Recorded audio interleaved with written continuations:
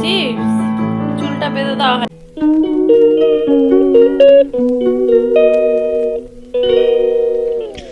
Hello everyone, good morning, welcome back to my channel. তোমরা সকলে কেমন আছো? আশা করবো ভালো আছো, সুস্থ আছো। তো এই যে ঠাকুর দিয়েই আজকের ব্লগটা শুরু করলাম, ঠাকুরকে দেখিয়ে।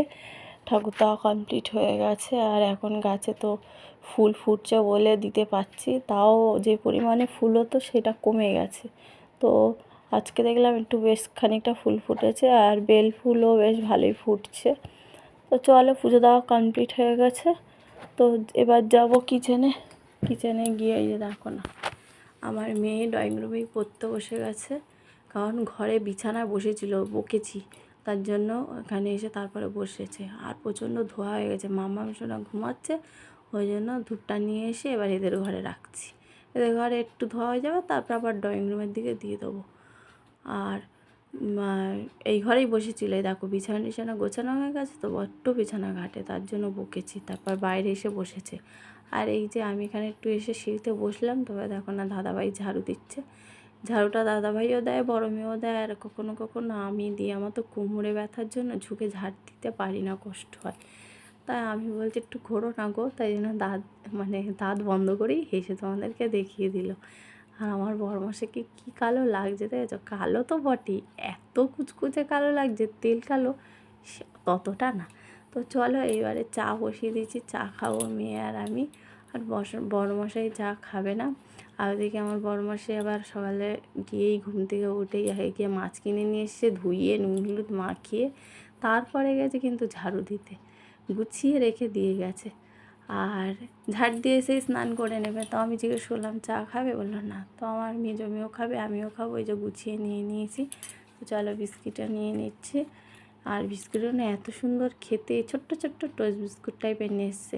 টোস্ট বিস্কুটটা কীরকম ভালো তো খেতে, পুরো যেমন আমরা পাউরুটি বাটার দিয়ে যেমন একটু সেকিয়ে দিই এপিট ওপিট করে, সেই রকম টেস্টি খেতে।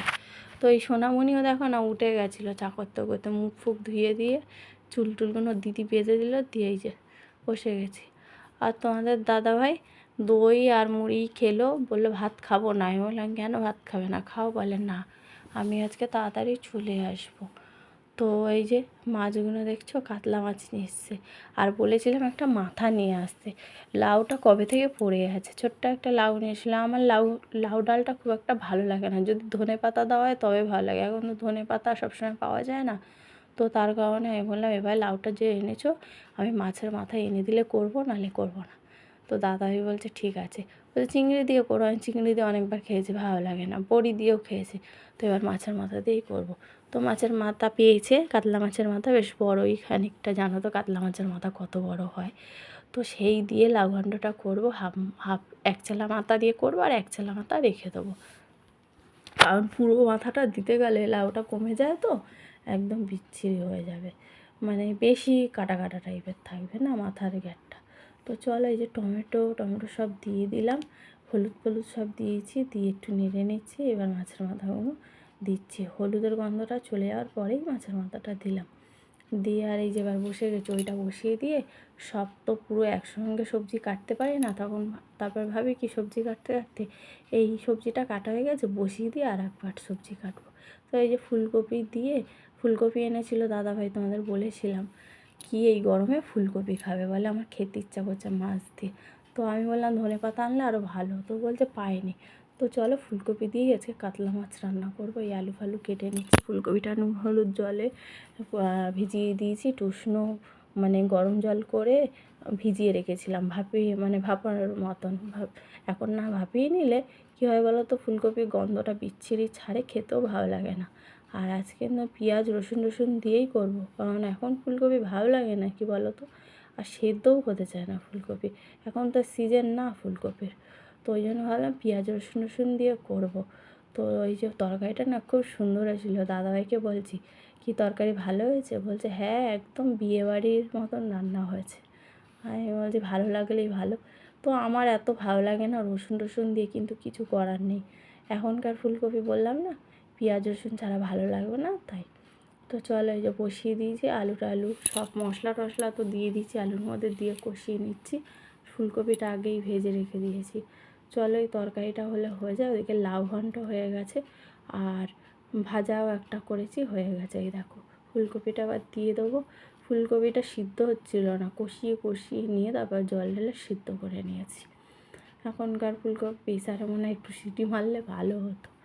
তো যাই হোক, ঢাকা দিয়ে দিয়ে তো ভেজেছি, তো সময় লেগেছে অনেকটা, বুঝেছো। এমনি আমার এদিকের ওভেনটা খুব প্রবলেম করছে, বড় ঝিকটা জ্বলছে না। দেখো ছোটো ঝিকেই বসিয়েছি।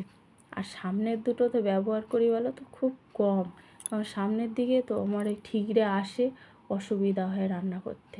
আমি যেন খুব বড় ভুল করে ফেলেছি জানো তো, এই বড় 4টে ঝিকের মানে ওভেনটা নিয়ে। কারণ মনে হয় 2 ঝিকের নিলে তাহলে ভালো হতো, দুটো বা 3টে ঝিকের নিলে ভালো হতো। 4টে ঝিকের নিয়ে এমন প্রবলেমে পড়ে গেছি, সেই দুটো করা হচ্ছে না, বেকার হয়ে গেছে। দুটো তো জ্বলেই না, এরকম প্রবলেম। তো কিছু করার নেই, আস্তে আস্তে জ্বলছে। তো চলো, তরকারি তো আস্তে আস্তেই হবে, তো হোক তরকারিটা। এই দেখো ফোটেনি, তা ভাবলাম একটু না, এখন ওয়েট করলে হবে না, মাছটা দিয়ে বাকি কাজগুলো করতে হবে।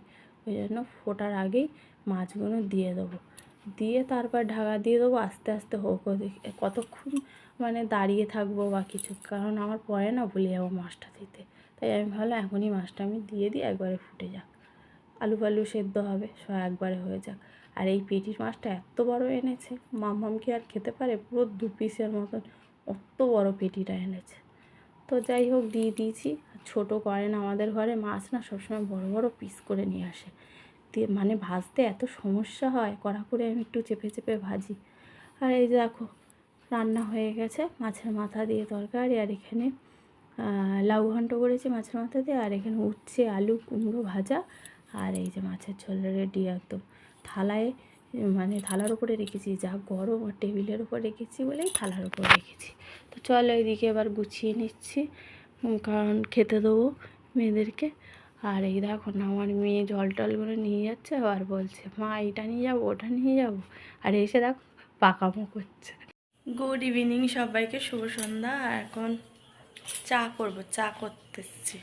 আর এদিকে সোনামণি চিপস খাচ্ছে, চিপস আমি একটা খাচ্ছি, আর দাদা ভাই আছে আমি কাম চিপস। চুলটা বেঁধে দেওয়া হয়নি, এক্ষুনি ঘুম দিয়ে উঠলো তো মেয়ে, দিয়ে দুধ খেলো, এখন কাঁদছে, ওর বাপি আনতে যাচ্ছে দিদিভাইকে, ও যাবে। চুল টুল বাঁধা হয়নি, কী করে যাবে বলো, ছুটি হয়ে গেছে। আমি বললাম তুমি নিয়ে আসো বরংকে। তো চলো এই যে চাটা বসাই, দাদাভাই এক্ষুনি চলে আসবে, পাশেই তো।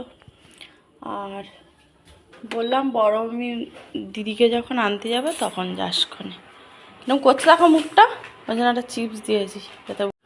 তো চলো এই যে চায়ের জল বসিয়ে দিয়েছি, চা করব এখন সন্ধ্যাবেলায়। আর দাদাভাইও এসে গেছে, দাদাভাই আজকে তাড়াতাড়ি এসে গেছে, বলে গেছে তাড়াতাড়ি আসবো। তো আমি সন্ধে টন্ধে দিয়ে যেহেতু উঠলাম, দেরি হয়ে গেল, একটু দুধ চা করবো আজকে, একদম খেতে ইচ্ছা হচ্ছে না লিকার চা।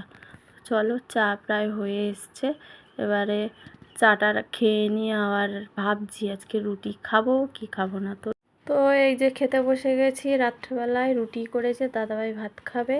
তাহলে চলো আজকের ব্লগটা এখানে রাখছি, নেক্সট ব্লগে দেখা হবে। তোমরা সবাই ভালো থাকবে, সুস্থ থাকবে, সবাই বলি good night, tata, bye, see you.